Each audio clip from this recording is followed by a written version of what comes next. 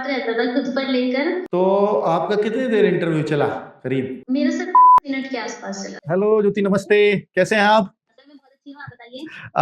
अब तो भाई एसडीएम ज्योति बोलना पड़ेगा हमें है ना? तो ठीक है सर। रैंक 19 आपने हासिल की है। परिवार को, समाज को, सबको गौरवान्वित आपने फील कराया है। ना केवल आप बल्कि 37 में से 21 बेटियां ही सेलेक्ट हुई हैं एसडीएम में इस बार। आप वो लड़की हैं जो हमने प्रीलिम्स में भी जिससे बात की, जब प्रीलिम्स क्लियर हुआ, फिर मेंस क्लियर हुआ तब भी आपसे बात की है ना, या इंटरव्यू हुआ तो शायद तब बात की थी, और एक फाइनली आज फिर से आपसे बात कर रहे हैं जब आप सेलेक्ट हो गई हैं। तो कितना कॉन्फिडेंट थी आप इस चीज को लेकर के कि आपका सिलेक्शन हो जाएगा? सर पीडीएफ में नाम आने को लेकर तो मैं इतना कॉन्फिडेंट थी कि मैंने एंड टाइम तक भी मन बना रखा था कि मैं 25 वाला मेंस नहीं दूंगी। कल का तो आप मेंस लिखा ही है, मुझे पता लगा। हाँ जी सर, कल के लिए। और आज उसको बीच में छोड़ के आ गई हैं कि अब मुझे इससे ऊपर चाहिए भी क्या? हाँ जी सर। तो अगर आपको डीएसपी मिलता तो आप मेंस कंटिन्यू देती रहती? हाँ जी सर, फिर तो देती। मतलब फाइनली आपको एसडीएम ही चाहिए था। जी सर। अच्छा, आप कुमारी ज्योति लिखती हैं, वैसे आप ज्योति धामा हैं? जी सर। अच्छा, ज्योति धामा कहाँ से हैं आप? सर मैं हस्तिनापुर के इकवारा गांव से हूँ। अच्छा, तो आपको आरडब्ल्यूए के मेंस का मेंटरशिप प्रोग्राम या इंटरव्यू का इनसे कितना फायदा हुआ, थोड़ा बताएं। मैंने इस तरह से तैयारी की थी सर कि हर एक पॉइंट को, हर एक चीजों को एकदम कॉन्सेप्चुअली समझना। जी जी। और ये सर मेरा थर्ड अटेम्प्ट था और पहला ही मेंस था। इंटरव्यू में आप कितनी कॉन्फिडेंट रही? इंटरव्यू में सर मुझे हमेशा डाउट रहता था खुद पर लेकर। हाँ। और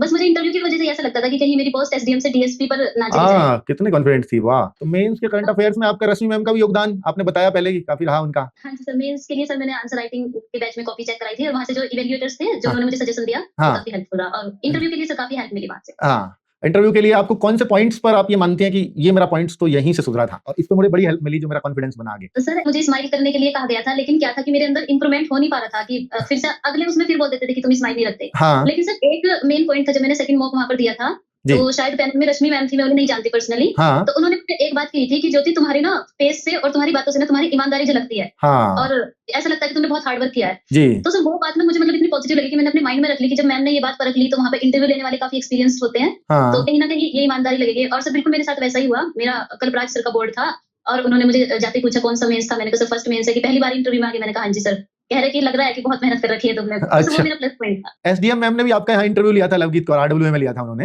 जी जी। तो उनके भी कुछ पॉइंटर्स थे जो आपको थोड़ा सा हेल्प किए? हाँ जी सर, उनके सर काफी सारे पॉइंट थे। तो उन्होंने मुझे एक रामबाण दिया था कि जरा सा भी झुकाव नहीं दिखाना किसी भी तरफ। हाँ। जो तुम्हारी पर्सनल चीजें है वो पर्सनली रखनी है और बायस नहीं होना किसी भी तरफ। तो सर मैंने उस चीज का बहुत ज्यादा ध्यान रखा। ओके। और स्पेशली सर महिलाओं के मुद्दे पर मैंने बहुत ध्यान रखा क्योंकि इंटरव्यू में महिलाओं वाला कुछ पॉइंट था तो उसका सर मैंने बहुत विशेष ध्यान रखा। मैंने पहले ही माइंड में सोच रखा था कि अगर इंटरव्यूअर के मुंह से एक बार फीमेल निकला तो मुझे बहुत सतर्क हो जाना है। तो आपका कितनी देर इंटरव्यू चला करीब? मेरा सर 20 मिनट के आसपास चला। 20 मिनट के आसपास। अमर सर ने जो सेकंड वाला मॉक में दिया था उसमें टिप्स दिए थे जी। हेल्पफुल थे मेरे लिए। अच्छा, अमर सर के टिप्स भी आपको काफी हेल्प कर गए हैं इंटरव्यू में?